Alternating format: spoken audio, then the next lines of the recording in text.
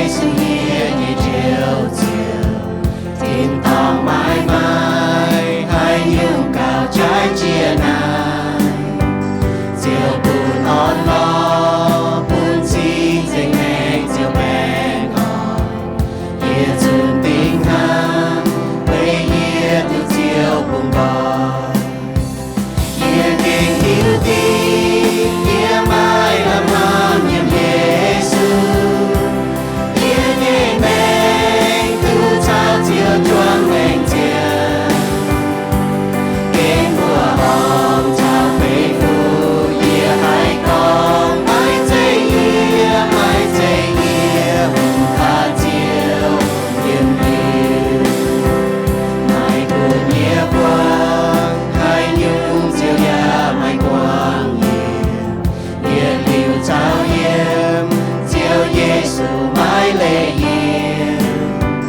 hai dàn máu thô chiều thịt cha sâu chiều nghề còn, hai dàn nhia máu qua chiều như cha hẹn vào, nhia kinh xiên tin ngỡ ba khi nhung chiều cờ hiền, mãi cuốn nhà hoang nhẹ treo chiều tỏ hiền,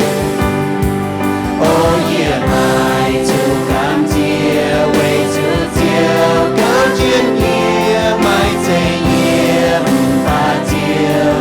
tình yêu, nhia mãi cảm chiều nhia yêu chiều quang chuỗi buồn nhiều, mãi chào hô càng chiều can điều lễ tiếng tình, quay Giêsu tai theo chiêm chào tình nhẹ nhẹ chuỗi, chiều Giêsu nắng buồn chi nên hin chia tay, nhẹ kinh yêu tin nhẹ nhẹ chuỗi lưu chiều mẹ dây, Giêsu phiêu ya chào tình nhẹ chung chuỗi,